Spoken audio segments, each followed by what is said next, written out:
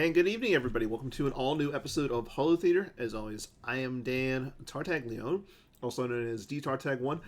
Joining me tonight from the one of the fabled Ohio basements is Kendall Hallman. How you doing tonight, Kendall? I'm doing okay. The tape on my webcam is not sticking very well, so hopefully it doesn't fall off. Well, it maybe it's time to get a new one. The webcam is fine. The tape is bad. Oh. But joining us in a little bit will be Matt Lutz, CRG, one of your Bad Deck Breakdown co-hosts. Yep. He's dealing with some family issues. And then we also have a quick, I think it's 12 minutes video from famed Magic the Gathering and Star Wars CCG player Matt Sperling. As tonight we're going to be talking about two of the decks that revolve around the Tatooine system, Hyperdrive and Court. So Matt is, for those who don't know, Matt is a very big fan of Court, and he graciously created a video on talking about some of the newer cards that he's a Hyperdrive. Or Hyperdrive, right? Yeah. I see your face, and all I think about is Court. I mean, can you blame me? Yes, I haven't played Court in like a year. That's not good. But before we get into that, let's go ahead and get into some of the stuff that's going on with Star Wars CCG right now, including we're less than we've only got less than 24 hours until the June OCS ends, and we've had some latecomers into this one come out really well at the top. Brad Kipple is sitting at 11-0. Pretty sure he's going to be in. And then Chris Werfs is sitting there at 10-2 with a win percentage of 45.31. Stimpy ended up going. Yeah, Stimpy. It could be worse. Yeah, he also went 10-2. Greg Shaw 10-2, Matt Harrison Trainer 10-2, and Apollyon 10-2 as well. So it does, like I said, I went 7-5. I went 5-7. But it happens. I decided to try and play like some of the more fun stuff for me. 5-7 is fine. I know. Yeah, don't be down on yourself. I'm not. I know. I mean, for me, I did better than Jared Napolitano. That's all I. Yeah, I mean, that's I feel like if you manage in the OCS, if you manage to be like middle of the pack, like that's fine. That's great, because that means you probably got some good wins in there. Like, you can't win 5 times and have all of those be against no name players. Like, you had to have gotten at least one win against a name. I think Chris Kelly's a name, right? Yes, he is. He's definitely a name. You had to have gotten at least one win that you're happy about. And I mean, if you can go 5-7, you can go 10-2. Yeah. Like, it just means that you just need to get a little bit more lucky next month or whatever. There's five out of the year, Yep. So yeah, nothing to be ashamed about, Dan. Don't be talking down on yourself. And then looking at the Return of the Jedi Open, Garrett Larson is still at the top at 10-2. Our second place right now is this gentleman right here, sitting at 9-2. So if he wins one more game, Garrett would move down to second. And then checking up on in the retro, Garrett again is your top seeded player at 10-2, with Dylan at 10-2 as well. Timo recently won the retro event, so he's definitely one of those players you got to watch out for. And then looking, so that's what we got. We got a few more days with both of these events. Both of them end July 4th, so get out there and go play. And then checking up on some of the other goings on in Star Wars, Worlds is just right around the corner, so make sure you guys sign up for that. I know there's the pre-registration is out there for Worlds, so let's get out there and sign up and go play Worlds. I know you're going, Kendall. Are you excited? I'm very, very excited. Boot camp is coming up here in a couple weeks. Mm-hmm. We're gonna play lots of games, and then yeah, Worlds. I'm feeling, I don't know, like I feel like every major I'm it sneaks up on you, but I feel like I'm at least like kind of prepared for Worlds. As long as I can keep it up for the next month, I think I can not embarrass myself. And I mean, I went 4-4 at nationals, Mm-hmm. so if I can get 5-3, if I can get I would love to top 8. But I'm not, no delusions or anything, but like that's the goal. I've got some decks I've got a couple decks for each side that I'm fairly comfortable with. Like I'm going into this, I'm going to be the most prepared for this major that I've been of any major like ever. So I'm very excited. Also, we're like 20 miles from Ruts Hut, and either you or Travis is going to drive me there. I think both of you have said that you would. So That's Ruts fair. Hut, world's famous hot dogs. It was in a PBS documentary that changed my life when I was 12 years old. Very, very excited. I've never been out that to New Jersey before. I've been in New York before, but never in New Jersey. Well, if you want to get ready for Worlds, the best way to do it is to participate in the Road to Worlds event. It is going to go on from July 19th to August 9th. It's a $5 entrance fee, and it's definitely a good way to test out your skills and get some games in before the Worlds weekend. So make sure you guys sign up for that. And then the European Championships will be occurring in September. And we also have the Indoor Grand Prix October 27th through the 29th. So a lot of stuff coming down the pipe in regards to Star Wars. But so I say we get into our video interview or our deck lesson with Matt Sperling. It is, like I said, about a 12-minute long video. Really well designed. Like, I'm glad to see that Matt is excited to play this. Maybe we'll get him back in playing some Star Wars CCG eventually. So we'll be back after the ending of the video.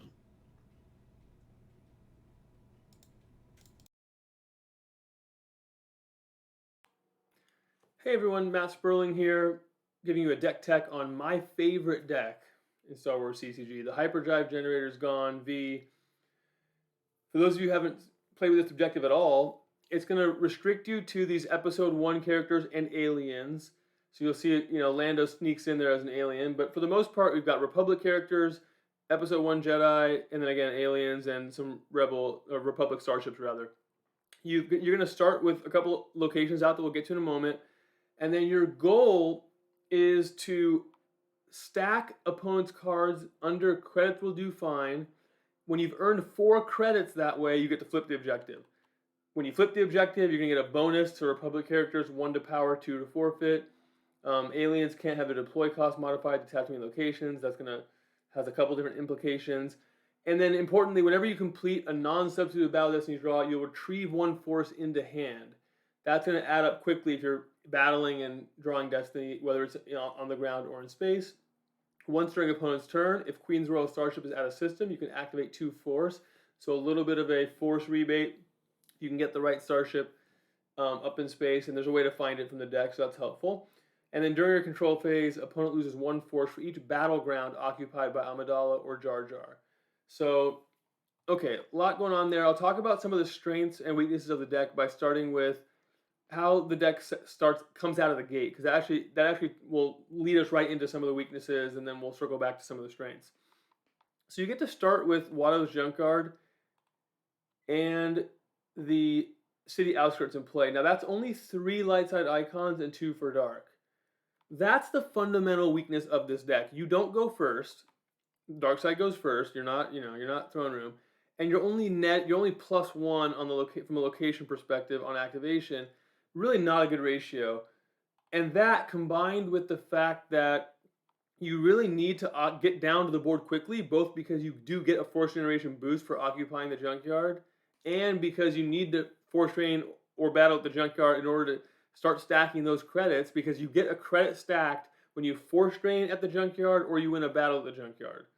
There's a new card that lets you get 1 at Mos Espa as well, but for the most part, you got to occupy the junkyard. So those things combine to create sort of a fundamental weakness in the deck. It's not necessarily a weakness you can't overcome, but it's certainly something to be aware of. For example, by giving your opponent 2 icons, plus the opponent's setup, they might have enough force to deploy Vader turn 1 to the junkyard. Not that uncommon, that might happen. With a newer objective, like the set 19, I think it is, objective for light, that they thought of that problem ahead of time and actually made a location where, like, Vader can't deploy on the first turn, something like that. Well, Hyperdrive doesn't have that. So that's a problem, right? If you're playing against Darkside mains, they're going to throw a Maul or a Vader down pretty quickly, and they're going to have the force and the initiative to do that. And you're only going to be activating 3, plus, you'll have your Walkling, but it's just not going to be overwhelming activation until you can get a Jedi down to the junkyard, get one icon from the Jedi, two more bonus from the text in the junkyard. Then your activation starts going, but you can see the problem there, right? It sort of requires you to have that commitment ready to go. So what are the things that offset that actually end up playing into the strengths of the deck, or the discussion of the strengths of the deck? So first of all, there are some powerful starting effects that come with this deck. First is Jedi Business. It's going to make Qui-Gon deploy -1. That gets you one of those critical force back. If you can set up to deploy Qui-Gon and make that your sort of often first play, that's why I've got 3 of this. Even though it's 1 Destiny, I've got 3 of this Qui-Gon in this deck. This Qui-Gon was built to sort of hang at a site alone and hold his own. So it's really a perfect setup. It's only going to cost you 5 to deploy. That's where this deck really shines. You can get that early Qui-Gon down alone. Opponent's going to have a tough time against it, and you'll start to force drain.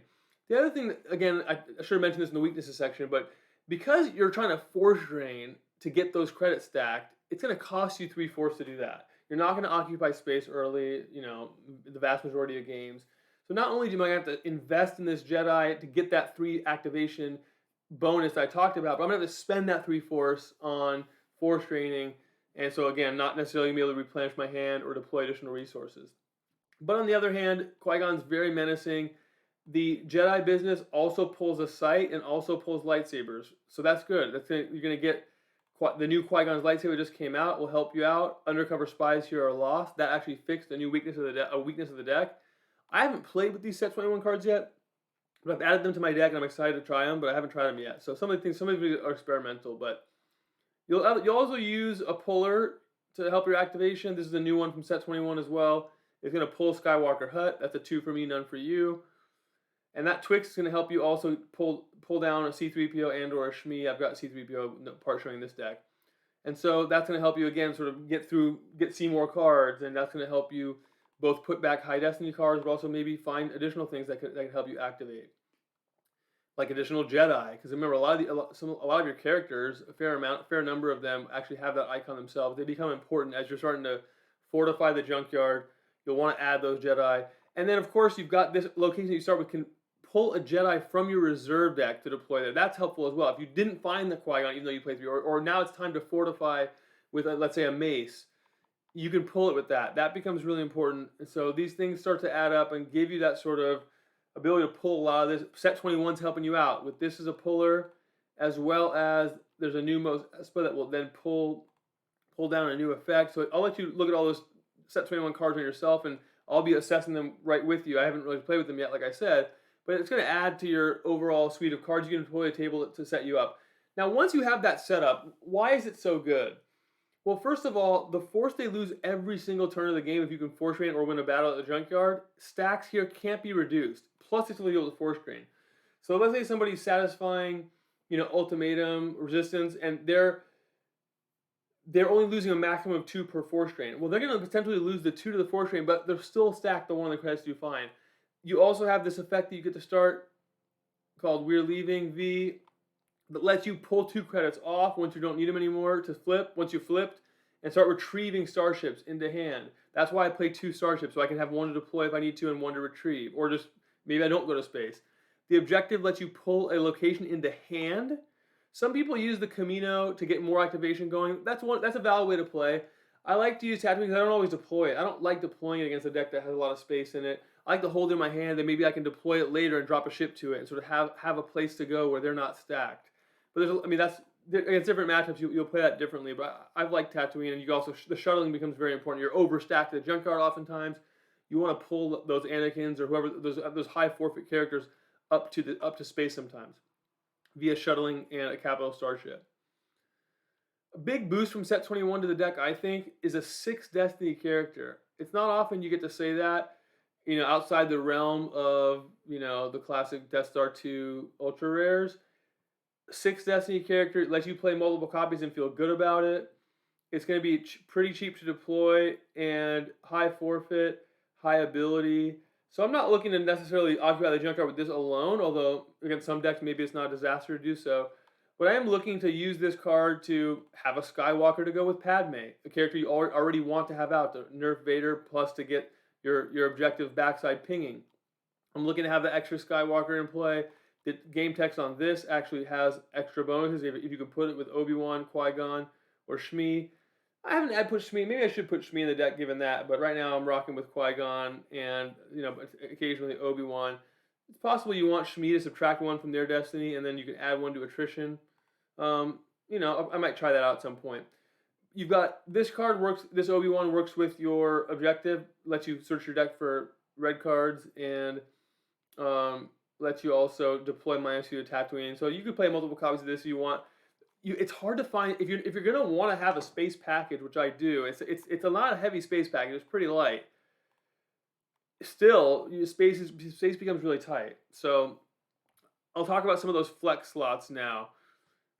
You can build this deck many different ways. You can play all kinds of cards that you think are going to help you hold down the ground. I mean, I like to have a card against Phantom Menace that's helpful because that can be annoying. I like to have a card or 2 against Veers and Walkers. So here I have 2, I believe. I've got Mechanical Failure, and I've got a new one. Let's see if I can remember what it's called. It's not that one. Here it is. Either way, you win. Once per game, you can cancel a character's game text. You're going to use that on Veers. Because your lightsabers don't work against walkers, it can be tricky. It can be tricky when it comes down like that, and that's how it shakes out. So you want to have a couple, again, you want to think about, okay, I've got something against opposing lightsabers. I got something against opposing walkers. You think about the different ways it could play out at the junkyard specifically. If I can hold the junkyard and just be there all game force draining, okay, I'll figure out what else I want to do. Am I going to now also try to get most Espa and just get a couple drains or 2 going? Am I going to go to where my opponent's at? Am I going to try to hold a system and actually, really hang tough there and just have system, let's say Tatooine and Junkyard? How that plays out depends on what the opponent's up to, but with this setup now, you've got a number of sites you have to cover, but thankfully, it's not that hard to move around. This Obi-Wan has land speed 2, but just in general, the Jedi can walk around, and hopefully that your Jedi are beefy enough to keep things under control, especially Qui-Gon can often, once the junkyard's well defended, maybe slide over and hold one of these other sites on his own. So that's the long and the short of it with Hyperdrive. You're restricted in which characters you can use. That's a main weakness. Your activation out of the gate's not great, and you have to go fast. But if you can go fast, and that's the fun of it for me, if you can go fast, hit the junkyard hard, and hold the junkyard, then you're going to be doing something that's pretty hard to race. Between all the different retrievals and pings that you end up with when you're flipped, it's going to be hard to keep up with you, even if you're only controlling a couple locations. I mean, I've raced somebody just sitting at the junkyard and then running around in space. I mean, that happens relatively frequently if I'm retrieving correctly and that sort of thing. So lots of ways to build it. Your character package may look different than mine. Certainly which red cards you choose might look different than mine. But something to try out. It's a lot of fun. You've got now with the new set, a lot of new toys that help you pull Jar Jar, who can then pull other things like Brisky, Moore, and Munchin to get that Jar Jar sticky, so you have that extra ping on the backside, get you a general on the ground so that your Rebel leadership is online. Some of the things I'm planning to try now with these new cards. So I'm excited to try them. That's Hyperdrive, my favorite deck, and just, if you just itching to play some of these Episode 1 characters, try out some of the new cards, check out this new Anakin. This little kid Anakin, I'm excited to try. I hope you are too.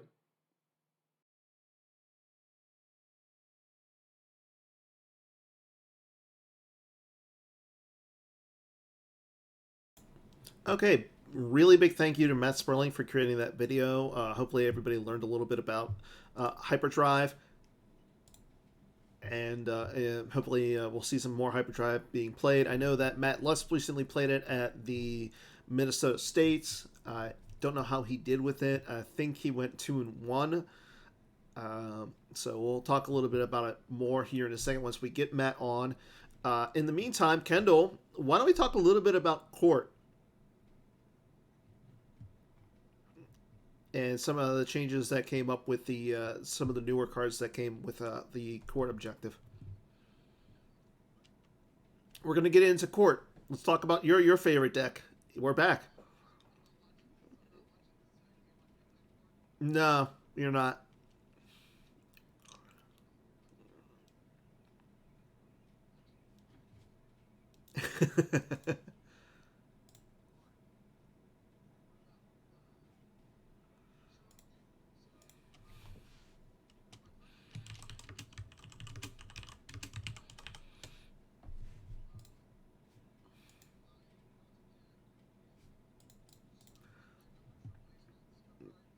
And I'm gonna put it up now. Oh.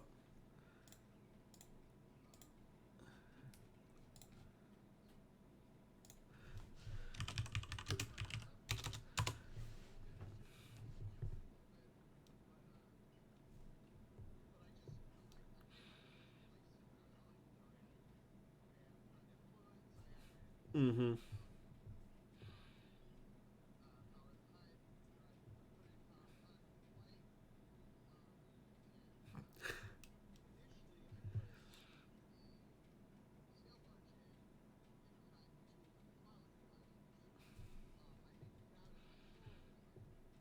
Okay.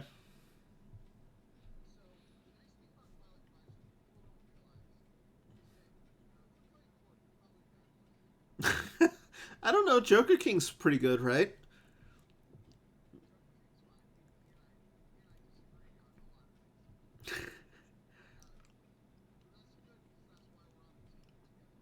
Mm-hmm.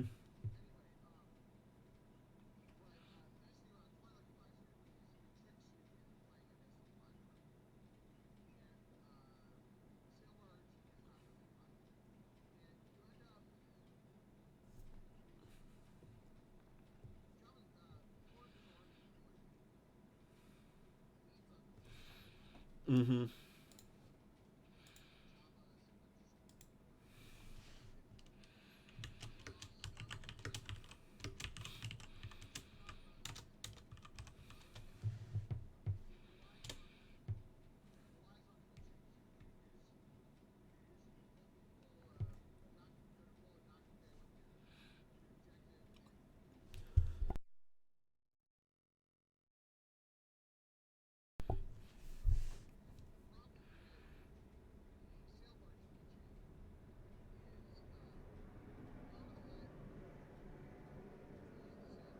Mm-hmm.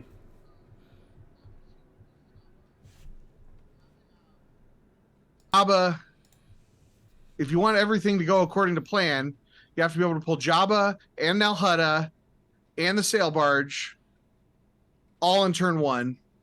You're spending 2 force. It's awkward. I don't like it. Okay. HUD influence, I think, is really interesting. Because it weakens I must be allowed to speak, but you got to be smart enough to not just automatically pull it. You have to think about, like, is this a matchup where it's going to be relevant? Because a lot of times it's just a dead card. But that's the nice thing about it being pulled by Power of the Hut. Something else is that Leia Rebel Princess loses some game text. And so you can just swap in Power of the Hut instead of wipe them out, all of them, as your starting effect. But now that Leia Rebel Princess is not making you play droids. I think my camera's drunk. It keeps making me blurry. I'm a little drunk too. But now that Leia Rebel Princess isn't blanking your ability because of Power of the Hut, cards like Probot and P59 and IG88, and then, like, to a lesser extent, Duro, because he's pulling the droids, and Dr. Afra because she's retrieving the droids. they kind of have to earn their spot now. Mm-hmm. Looking at this list, P59 is still in the deck, which is a surprise. I thought I had cut him. I did cut Probot, because a lot of times I just draw Probot in my hand and I'm like, this is just a bad body. And you hit, your Proxima, and then you hit a droid and you don't get it. There's all this different stuff. So Hi guys. Hi Matt. We're talking about Court right now. Oh, I'm sorry. So I haven't played like everything out, but I guess bottom line is like there's some obvious like paint by numbers. These cards are designed to help Court cards. Mm-hmm. And I would say think about it when you're playing them. Okay. Still build your deck and test it. It is not a 1x1, a 1-for-1 strictly better. Another thing about, because like if you like your wipe activation, whether or not to play Nalhutta is always a key decision in Court. If you're playing against a deck like Old Allies, or if you're playing against No Idea, and if you're playing Power of the Hut, you don't get that activation if you don't pull Nalhutta. Okay. So if you're playing Power of the Hut, I'm not 100% of the time you're going to be pulling Nalhutta, but it does impact that calculus. So you have to, you still have to think. This isn't just a strictly better card. Okay. The other two cards from the new set that I've been messing around with are First Light. Just because it's just another. Anytime there's a solid independent starship, I give it a shot. Mm-hmm. I really like that First Light has three pilot capacity. Yeah, cool. It's something that the indie ships have always kind of lacked. Yeah. Literally every other ship that you play in Court has at most one pilot. Yeah. And you're playing a deck full of a bunch of randomly decent pilots. So it's something I haven't played it enough to know if it's worth like sacrificing the leader pull from Jabba's Space Cruiser, or the smuggler pull from Ellis and Hinthra, or the or randomly playing Guri and not liking it but still knowing that it's correct. Well, I noticed that like you're not playing Zuckuss and Misshunter, or Zuckuss and Forlom and Misshunter. Yeah, that new Zuckuss combo ship is going to be everywhere. I don't think it's going to be in Court though. It doesn't. The biggest thing is limiting to one destiny. Court really wants to draw multiple destinies, especially in space. Okay. Limiting both players to one destiny is just completely, working against you. I don't know if my camera just doesn't think it's light enough or what. I'm going to turn on a light. That's all right. And yeah, it's definitely a lighting issue. Yeah. Well, we'll see. Yeah, there you go. maybe. And Okay, yeah, now I'm not. Oh yeah, much better, Kendall. We can see your look like you shaved this morning beard going there, as opposed to me. It's been a few days. Oh, by the way, here, Kendall, here's for us. Oh yeah, nice. Cheers, sir. I was drinking out of that this morning. And I noticed that you put in the new comm scan detection. You were talking about Yes. the Probot. Is that one of the reasons why you decided to leave Probot off? Yeah, out of so I can justify no Probot for a couple of reasons. One, because comm scan detection exists. And not even like, even if I wasn't playing it, I think that it's going to impact the number of undercover spies that we see. Mm-hmm. Because it just kills the undercover spy. Like it's not a shield, but it's a used Destiny 5 that does everything and kills undercover spies. Like it's the closest thing you can have to a shield without it being a shield. It also though like does like 12 different things that are awesome. It cancels dodge, which dodge is the bane of Court's existence. You drop 17 guys in front of Kanan in 0 hour, and they're like dodge. And then the next turn you drop 16 guys at the site that he's at, and then dodge. Like, it cancels handle, which is wild to me that something cancels handle. Or a force train initiated by a lone falcon. It's like it does everything. Like there is not a single deck that is not playing either dodge or handle or trying to do the lone falcon. Mm-hmm. Yeah. Like, oh, and it's Destiny 4, not Destiny 5. Yeah, comm scan detection does everything. Yeah, if that card was Destiny 5, it'd be wild. Yeah. We're still going to see a lot of play. Yeah, but Like, still, I- four is enough, especially in court. Yeah, well, of course, because you need more in court. And I was looking at updating my profit list, and I wrote a gift is dead in VSET 21 because comm scan detection is going to be everywhere. yeah. I didn't even think about that. Yeah. Well, I mean, you want to use the new gift, don't you? Well, I mean, You don't Maybe. want to. you don't want to. I mean, I played double gifted Constellation at Nationals, but that's beside the point. I mean, maybe you have to, That's fair. just so someone doesn't like completely off your 3PL. That's an interesting. Yeah, it's. I do think like. Look, I've been grumpy about the last several V sets, but I do think that set 21 has some good like meta shakeup cards like comm Oh, scan yeah. detection. Oh yeah, That are like subtle, sort of subtle meta shakeups. Even though we still don't have like, I will say like there's no aliens in set 21. you don't need any more. Aliens are hard to design because it's comm. Yeah, maybe, but still, I like good aliens. Of Or course give you me do. bad aliens that I can play and Well, I mean, give. but looking at your deck, you have a bunch of the good aliens. Yeah. Well, yeah. I mean, this is my you caught me off guard, so I didn't make a bad version of my court deck to show off to the public. This is my actual court deck. That's good. That's fair. Are you going to play this at Worlds, Kendall? I'm not going to announce that on Holotheatre, but I will say I probably will play 1 or 2 games with it in the OCS this month. That's good. And that would not have been the case in many previous months. That's fair. Okay. Okay. So it definitely, I mean, court, a lot of things with set 21 make court, I think, playable. And whether that's what I think is going to be the best decision for me in August, we'll see. But Yep. I do think that court is now playable, whereas I did not think it was playable 2 months ago. Sure.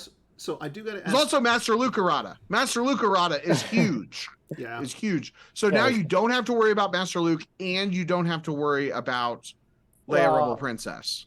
Yeah, I mean, I think you probably have to worry about a lone Master Luke. That wasn't the problem with Master Luke.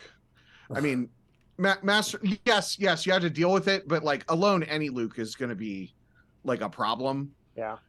The problem with Master Luke was I would get to a point where they would kill Erica and they would kill, or not Erica, where they would kill Aura Singh and they would kill Mara and they would kill Jabba, and then I was out of ability 4 characters. You got to play Joss Per.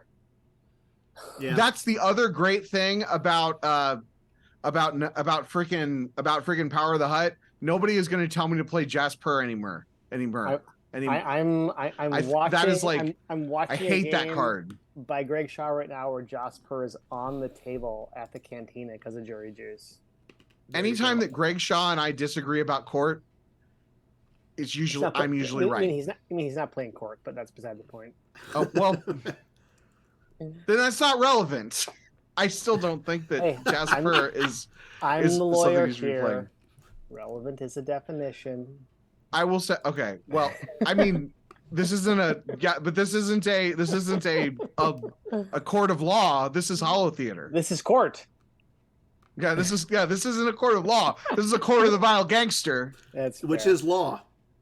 So therefore your legal terms don't apply. Your legal terms aren't relevant. So That's okay. I do got to ask: are you not?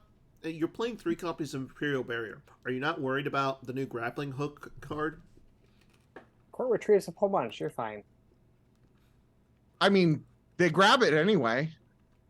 I don't know. I mean, I mean, I grew up Gick. I grew up Gick versus Court, Gick or barrier. And I'm happy if you do that. Really? I mean, yeah. I mean, barriers. So the reason there's 3 barriers isn't so I can play barrier 3 times. It's so I can play it 1 time on turn 2. I mean, that's fair. Okay. Like, I mean, I'm not saying that I don't like. I wouldn't take advantage of it, but barrier and stunning leader are in there. You have a total of 5 copies because you absolutely need it on turn 2. Because I am not gonna not deploy Jabba on turn 1. Of course, That's fair. Like I'm not gonna lose a force to my own objective on turn 1. That it's against my religion. Would you consider playing, say, like None Shall Pass instead? None Shall Pass is a meta call. If I think I'm gonna see a lot of rebels, then I will cut something for None Shall Pass. A lot of Jedi Luke's coming down. Yeah, if I could see myself cutting down on the barriers and adding the None Shall Pass if the new grabber really feels it. But honestly, like I am perfect. I mean, I played 2 copies of a worse lost Imperial barrier already. It's called Stunning Leader. So I am totally okay with playing a worse lost version of Imperial barrier. Okay. That's fair. And then, are there any other what's card number 61 in this deck? Card number 61 is a second Oracing with blaster rifle. Sweet. So, is there any reason why you're not playing 2 of her? So that I can fit the other 59 cards in the deck. I mean, like literally, when I say she's card number 61, I cut her for. Let me think what I cut her for. I cut her for HUD Influence. Okay. So I wasn't playing HUD Influence before set 21. Okay. Yeah. What are your thoughts on, say, like the newest Bib Fortuna? Yeah. I would play. I have thought about playing Reflections 3 Bib Fortuna in this deck. I don't think it. So it is really interesting. There is a court deck where he belongs in. Mm-hmm. It's probably one that plays the freaking sail barge and a skiff to get extra drains at the pit. Well, you can get him with Power of the HUD V. So right, you get HUD Influence, you get Bib, you get a barge. Right. Yeah. You can get I mean, he blanks Jabba the Hutt.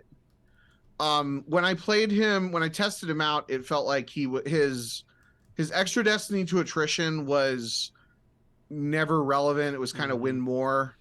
If I had enough guys that text was turned on, those other guys were actual good cards.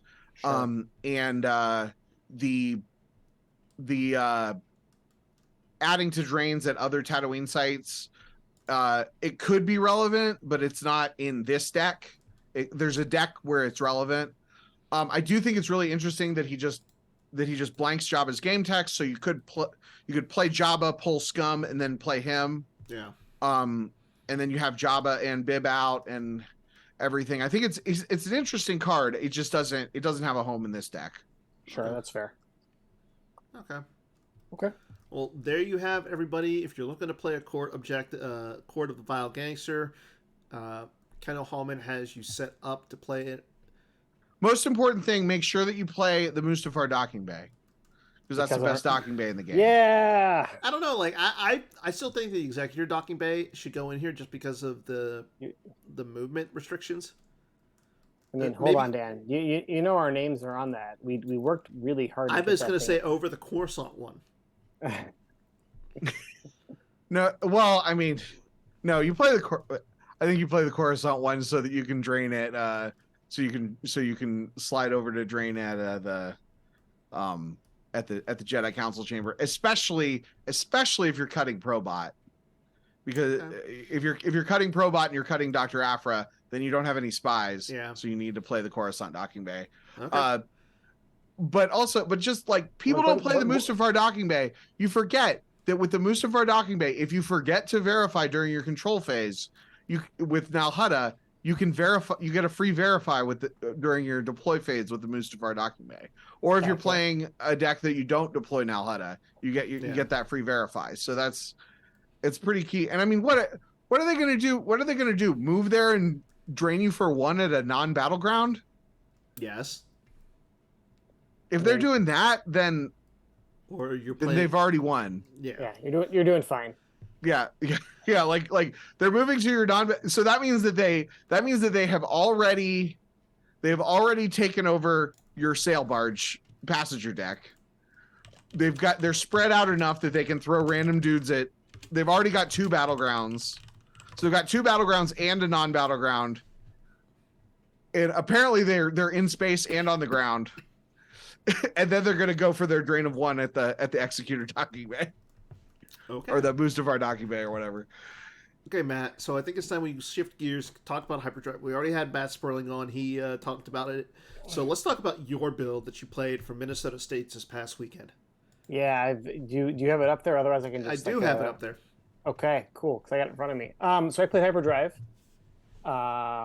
Favorite pet deck, as many people know. I had a lot of fun with it. Went 2-1. I beat Aobs, and I beat Shadow Collective, played by my son, and I lost to Thrawn, played by Corey Lauer, because I just couldn't, had a couple of bad draws, got a lateral damage blowout, yada yada yada. It's a fun list, kind of clone based because you get double Rex, double Cody, and Ayla in there. A lot of Destiny adders.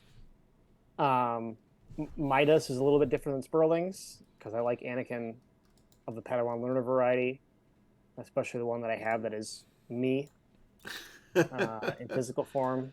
That mouse's copy is signed.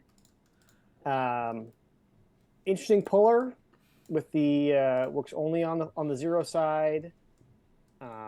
You can get easy access to 3PO, which is interesting because then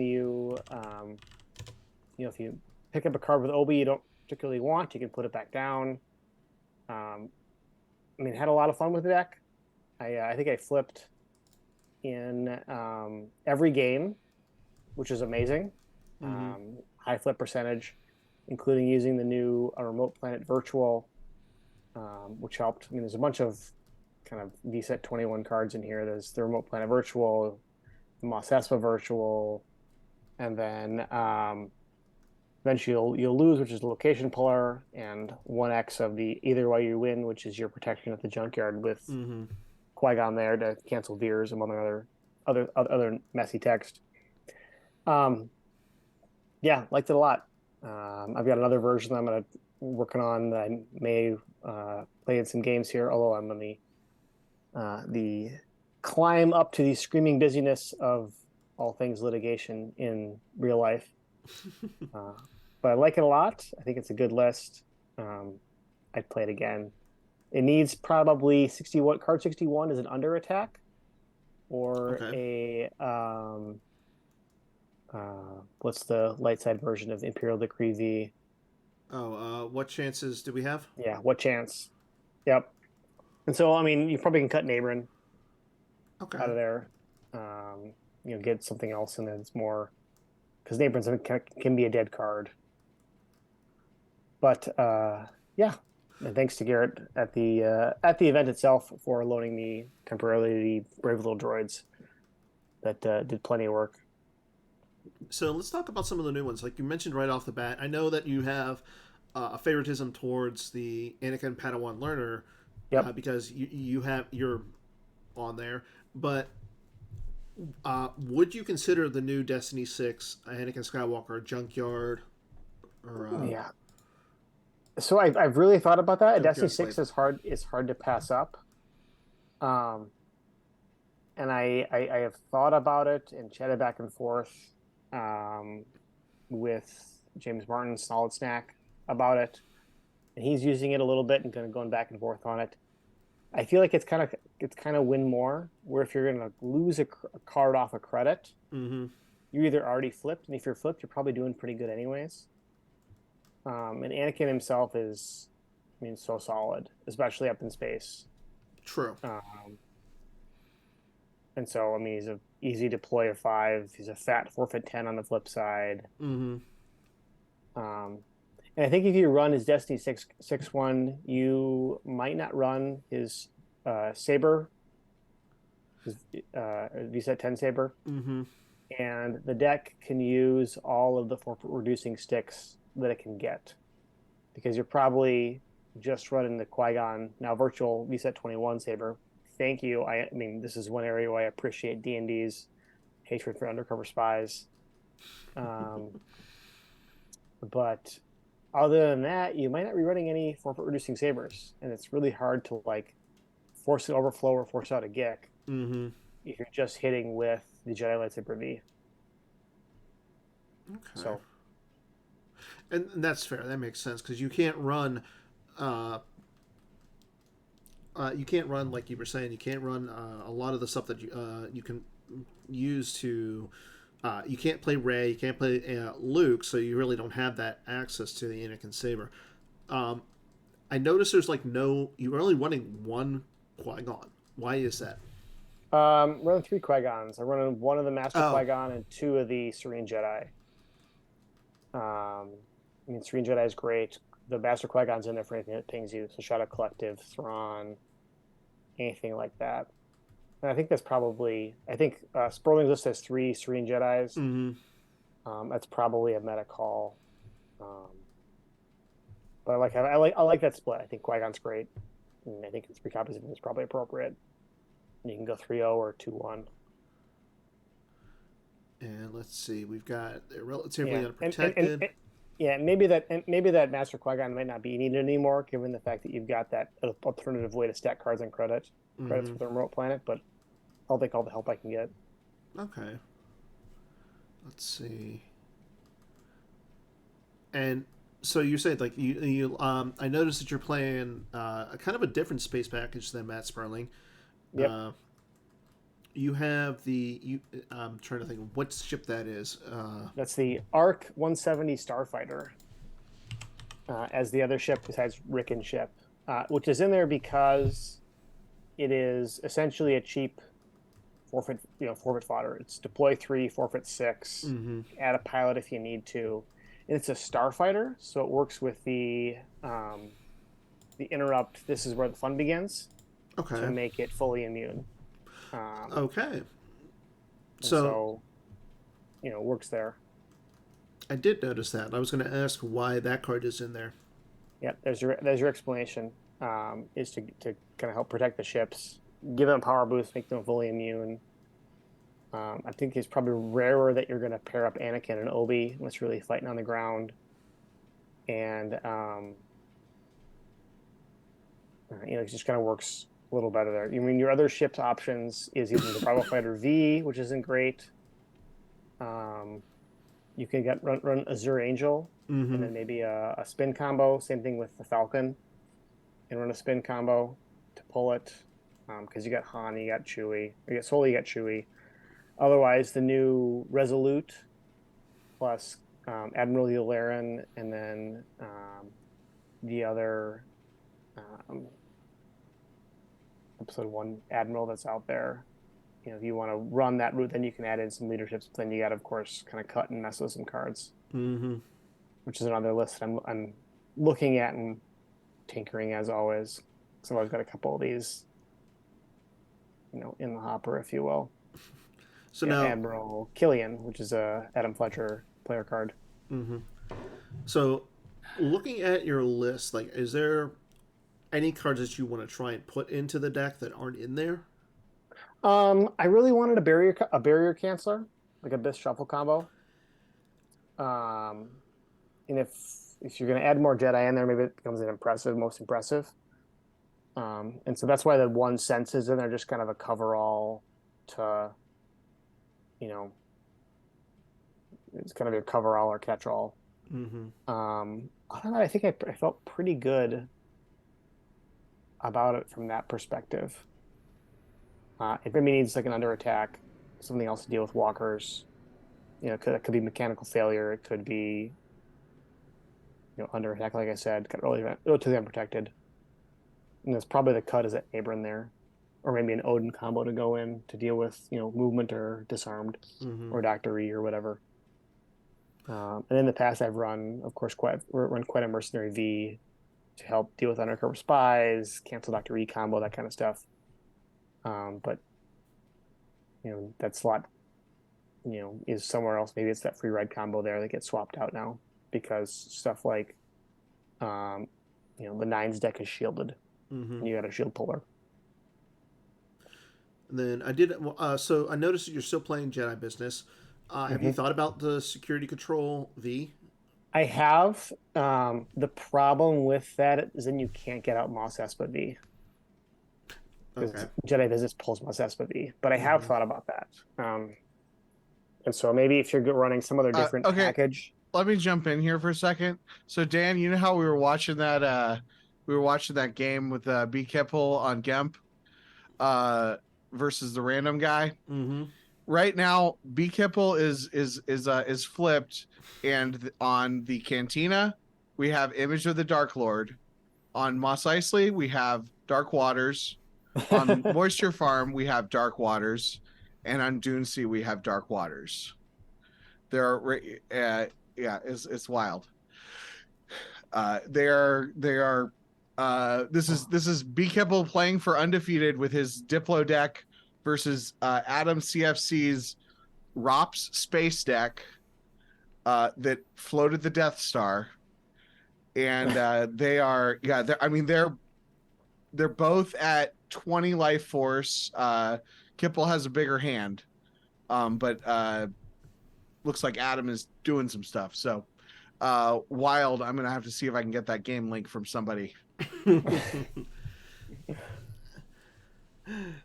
Thank you for the live update, Kendall.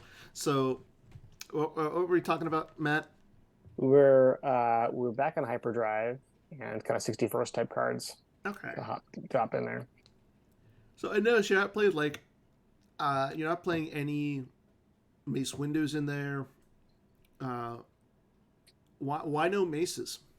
I haven't played Mace in a long time just because he's so expensive. Okay. He means play 7, and everything else in here is 5 or less. Okay. That's kind of the really big thing. And you're not. It's you don't have the luxury, I think, of like a, last year when we were all playing, Yoda Muning, to wait and pull up the force and handle that. You gotta attack quickly. So that's why that's there. Okay. And I noticed you're playing the Reflections 3 Obi-Wan Saber. Mm-hmm. That's kind of interesting. Like, I'm not a little surprised to see that you're not playing the Qui-Gon Destiny 5 Saber. Well, you're playing the other Qui-Gon Saber, right? Yeah. You're playing the Reset 21 Qui-Gon Saber, which helps with undercover spies at the junkyard. And it looks the same because it's just a half slip. The other Obi-Wan Saber in there is because I think we might see a bunch more mauls. Mm-hmm. And that it makes it easier to hit maul. You draw 3/3 and then +1 from the stick, and you hit them, or 4/4 if Phantom Menace out is applicable. Okay. And then it's another forfeit reducing thing. So that's why that's there. I mean, you said that you only lost against Thrawn. Now, what would you have changed in that for a matchup against, say, like Thrawn? I was the big loss to Thrawn was basically from a lateral damage blowout, and I was unable to get R2 on the table at the time. Mm-hmm. And also, I've never liked Thrawn's exclusion text. I think it's really, it's a pain in the butt to, especially in space, to have a character of yours excluded. Mm-hmm. And so that's kind of what happened in one of them. So, I mean, otherwise, I think it's, that when I flipped, I held the junkyard. I had the new Qui-Gon interrupt to cancel Veers' text. Maybe something, and under attack wouldn't have helped there because I think Veers is on Blizzard 1 virtual, which is immune to it. But like a mechanical failure, which is more interesting now in this because now you get 4 Tatooine sites. And so you can, if against walkers, you can strategically lay them out so that you drop the mech failure targeting your 2-0, and it will take them multiple turns to get over there. Okay. And so then you can just, it's power 0. You just fly through the forfeit on dial damage, and you should be okay. Okay. So now I gotta ask, between these two decks, who would win? I'll probably court. It's just so many characters. I don't have Meditation D in here either. And I rely a lot on the Destiny. Only draw one Destiny at Tatooine. Mm-hmm. But they run all independent starships. I don't have any like barrier cancels or things to get past. Mm. Coming down at them, or that there's nothing for stunning leader as well. What do you think, Kendall? What do you think? Who would win, Court or Hyperdrive? Who's playing? Is it me versus Matt? Yeah. Then Matt would win. But me versus an average player, I think or a good player versus Matt. I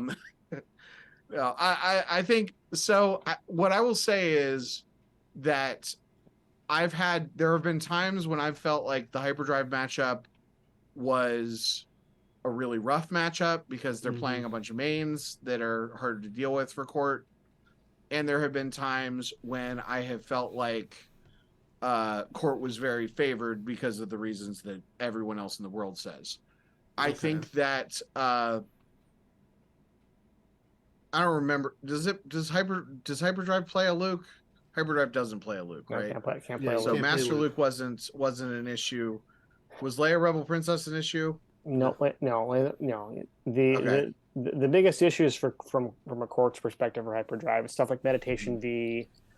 It's stuff like Mace Windu, preventing you from adding with So specs. I think that it's probably about the same then. Well, I mean, Hyperdrive got some help. I think Court's help is not didn't make it a better deck. It shored up certain matchups, which is why I'm kind of a little underwhelmed by it. Like Court, in a perfect world, they would have blanked Leia Rebel Princess. Hey now. Instead, they gave us a card that made it so Court didn't just lose to Leia Rebel Princess. I'm not saying one's right or wrong. It's just I don't think that when I say that Court is playable now, it's not because the cards have gotten better. It's not because the tide has risen. Yeah. It's that it got a few cards that are answers to cards that shouldn't have existed in the first place, or that just really, really made things unfair for Court. And I don't think that anything necessarily has changed except for maybe Hyperdrive is a little bit better. So it'll just depend if this new version of Hyperdrive feels like a Tatooine mains deck or it feels like a random Scrubs deck. If it feels like a random Scrubs deck, then Court's going to win. If it feels like a Tatooine mains deck, then probably not. Okay. Yeah, that's fair. Okay. Well, I do want to say thank you to you gentlemen for coming on, showing off some of your decks with the new VSET 21s. A big thank you to Matt Sperling for producing the video that we showed earlier on. I think that's how we're going to wrap it up tonight. So, can I just plug Jedi Survivor album, The Force Is With You, on YouTube, youtube.com/KendallCast Network. I spent the last 6 months working on this thing, and I'm really proud of it. Joelson said that it's like he listens to music now. It made him discover music, I guess. So and I did the thing. I put a lot of time and effort into it. So at least if you pity me, watch it. It's a fit. We're a band that does Star Wars card themed songs. It's a Star Wars card concept album. probably the first ever in the world. I'm gonna go on a limb and say is the first ever in the world Star Wars card concept album. That phrase has never been spoken before in public. At least based on the CCG. Maybe the Wizards of the Coast game had a concept album. I'm sure that the Fantasy Flight game had a concept album. But at least of the CCG, at least in the last 20 years, That's right. probably the first one. Okay, everybody. Well, again, thank you for tuning in this week. We'll see everybody next week with another exciting episode. Go play your GEMP games. Go play in the OCS. And big congrats to Garrett Larson for taking down Minnesota State this last weekend. There we go. Yeah, I know. Congratulations. Garrett becoming a good player is kind of scary. Gary, he knows what he's doing. Okay, everybody. Yeah, I feel like he's always been a good player. Good night, everybody. All right, thanks everyone.